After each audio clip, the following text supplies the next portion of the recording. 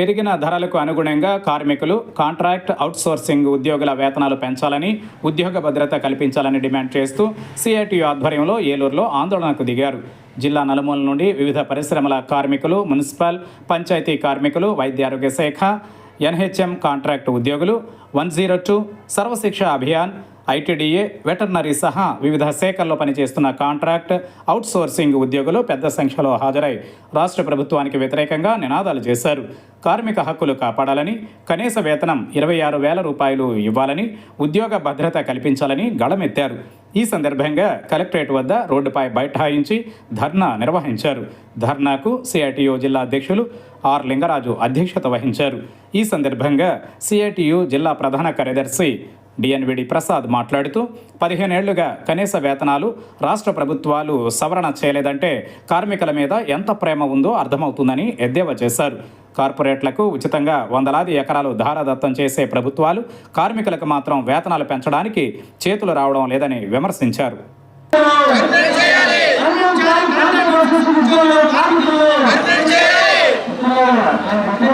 రాష్ట్రంలో కాంట్రాక్ట్ కార్మికులు, అవుట్సోర్సింగ్ ఉద్యోగులు మొత్తం అందరికీ కూడా కనీస వేతనం 26,000 రూపాయలు ఇవ్వాలని చెప్పి కోరుతూ ఈరోజు సిఐటి ఆధ్వర్యంలో అన్ని జిల్లాల కలెక్టరేట్ల వద్ద పెద్ద ఎత్తున ఆందోళన నిర్వహిస్తూ ఉన్నాం.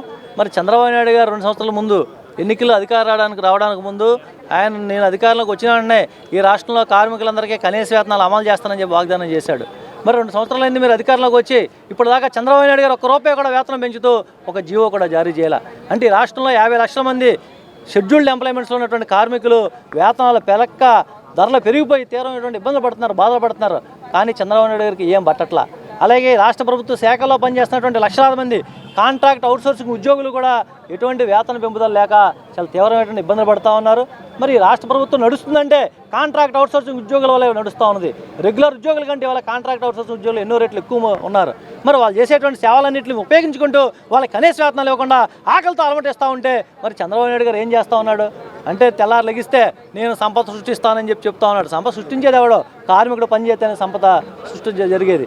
మరి ఇటువంటి చంద్రబాబు నాయుడు గారు కనీసం ఈ రాష్ట్రంలో ఉన్నటువంటి లక్షలాది మంది కార్మికుల కోసం, కాంట్రాక్ట్, అవుట్సోర్సింగ్ ఉద్యోగుల కోసం ఒక్క క్షణం కూడా ఆలోచించే తీరిక లేదా అని చెప్పి మేము అడుగుతా ఉన్నాం. ఇప్పటికైనా మేము ఒకటే చెప్తాను సిఐటిగా, అయ్యా చంద్రబాబు నాయుడు గారు నీకు 2 సంవత్సరాల సమయం ఇచ్చాం. ఈ 2 సంవత్సరాల్లో నువ్వు చేసినటువంటి వాగ్దానాలు ఏమీ అమలు చేయాలా? కార్మికులు, కాంట్రాక్ట్, అవుట్సోర్సింగ్ ఉద్యోగులు తీవ్రమైన ఇబ్బంది పడుతున్నారు, బాధపడుతున్నారు. తక్షణమే వీళ్ళ వేతనాలు పెంచకపోతే, వీళ్ళు పర్మనెంట్ చేయకపోతే రానున్న రోజుల్లో నిరవధికంగా పెద్ద ఎత్తున పోరాటం చేయాల్సి వస్తుందని చెప్పి ఈ సందర్భంగా హెచ్చరిస్తాం. కనీస వేతనాల సవరణ జీవోని రావాలని చెప్పేసి అన్ని కలెక్టర్ ఆఫీసుల దగ్గర ధర్నా జరుగుతూ ఉంది. రాష్ట్ర ప్రభుత్వం మీద ₹1 కూడా భారం వేయకుండా ఈ జీవో ఇవ్వచ్చు. ఇది యజమానులకు సంబంధించిన సమస్య. యజమానులు పెంచాల్సిన పనిది. గవర్నమెంట్ ₹1 కూడా పెంచాల్సిన అవసరం లేదు. అంటే అమ్మ పెట్టదు, అడుక్కు తిన్నవదు అన్నట్టుగా రాష్ట్ర ప్రభుత్వం పెంచదు, యజమానులు కూడా పెంచమని జీవో కూడా ఇవ్వదు. అంటే చంద్రబాబు గారి ప్రభుత్వం, టీడీపీ, ఎన్డీఏ కూటమి ప్రభుత్వం కార్మికుల పట్ల, ఉద్యోగుల పట్ల చాలా నిర్దయగా ఉన్నది, అమానవీయంగా ఉన్నది. గత 15 ఏళ్ల నుంచి జీవోలు మార్చకపోతే 10 నుంచి 12,000 రూపాయలతో కుటుంబాలు ఎలా సాగుతాయి? అందుకోసం సిఐటిగా మేము కోరేది కనీస వేతనం 26,000 రూపాయలు ఇవ్వాలని చెబుతా ఉన్నాం. ఒకే ఆఫీసులో పర్మనెంట్ ఉద్యోగం ఉంటాడు, కాంట్రాక్ట్ ఉద్యోగం ఉంటాడు. ఇద్దరు కూడా సమానంగా పనిచేస్తారు, ఉదయం నుంచి సాయంత్రం దాకా సేమ్ పని చేస్తారు.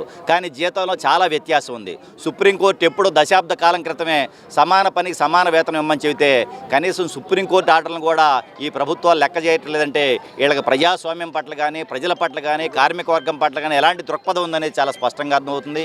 ఇప్పటికైనా కానీ తెలుగుదేశం ప్రభుత్వం మీరు కార్మికుల పట్ల, ఉద్యోగుల పట్ల ఏమాత్రం మీకు చిత్తశుద్ధి ఉన్న కనీస వేతనం ప్రభుత్వ రంగంలో కానీ ప్రైవేట్ రంగంలో పనిచేసే వారందరికీ కూడా 26,000 రూపాయలు ఇవ్వాలని మేము కోరుతా ఉన్నాం. పక్కనే తెలంగాణలో జీవో సవరణ చేశారు, పక్కనే కర్ణాటకలో సవరణ చేశారు, తమిళనాడులో సవరణ చేశారు, కేరళలో సవరణ చేశారు. మీకేం పోయే కాలం వచ్చింది?